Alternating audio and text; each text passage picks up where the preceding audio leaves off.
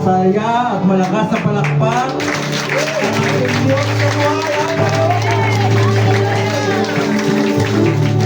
Alam natin na kulang yung awit, kulang yung mga salita. Pero tinitingnan ng Panginoon ang laman ng ating mga puso, yung grateful heart natin na papapasalamat sa Lord.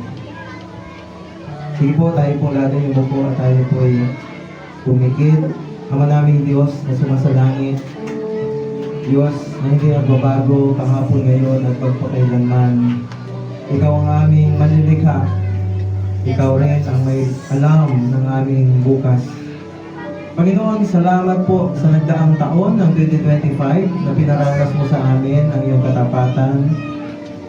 At ngayon, humaharap kami sa panibagong taon. Alam namin na panibagong challenges na haharap kami, O Diyos, at darating sa iyong mga buhay. Lord, katulad ng prayer ni Moises, Panginoon, na hindi siya lalakad sa isang misyon binigay mo kung hindi mo siya kasama o hindi mo siya sasamahan. Kaya din naman ang aming dalangin, Panginoon, sa taong 2026, samahan mo kami. Panatilihin mong malakas ang aming pananampalataya sa iyo na walang kaming ibang titingnan kundi, Panginoon, ikaw na umpisa at wakas ng aming pananampalataya. Panginoon, nandito po ang iyong mga anak na iyong pinadala ngayong araw na to, yung iba bago lang. But Lord, it is not an accident that they are here, Lord. Mayroon kang plano sa kanilang mga buhay. Kaya naman, Lord, continue to direct our path. As you said in your word, Lord, as we trust in you, you will be with us, and you will strengthen us, and even our direction, Lord, kaya ayusin mo. Kaya Panginoon, salamat po dahil dinala mo kami dito sa lugar ng Marikina Heights, Jesus is Lord Church. Ito lamang po, Panginoon, ay isang bangka na aming sasakyan. Pero ang aming tunay na direksyon ay walang iba kundi sa iyo.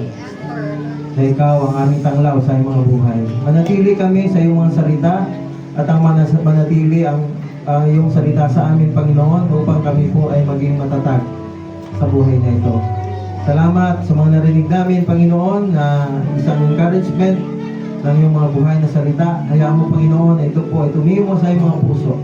Hindi lamang ito basta narinig namin, kundi ang bukas ng puso at kaisipan ay siyang patuloy na umunawa at amin po maging buhay ang mga salitang ito.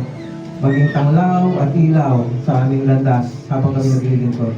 Panginoon, salamat po sa iyong lingkod, kay Pastor Anis, continue to bless her exceedingly beyond measure, and even all the workers, Lord, na ginamit mo ngayong araw na to sa praise and worship, sa ushering, Panginoon, sa lahat ng mga nagkaloob. Salamat din sa mga nagdala ng transport, and Lord, salamat sa safety, Panginoon, ng iyong mga anak na nagbiyahe sa lugar na to. Ibalik mo sila sa mga tahanan ng ligtas. At Lord, maraming salamat po, Panginoon. Ikaw ang patuloy na maghari sa iyong mga buhay. At patuloy kami nagpapasalamat habang binibigay sa iyo ang mataas na masaganang pag-ibig ng aming Panginoon Diyos Ama.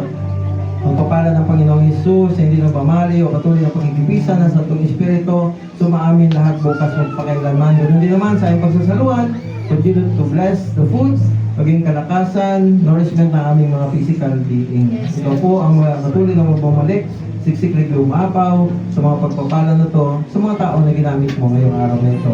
Lord, salamat po sa lahat ng papuri sa pangalan ni Jesus. Amen.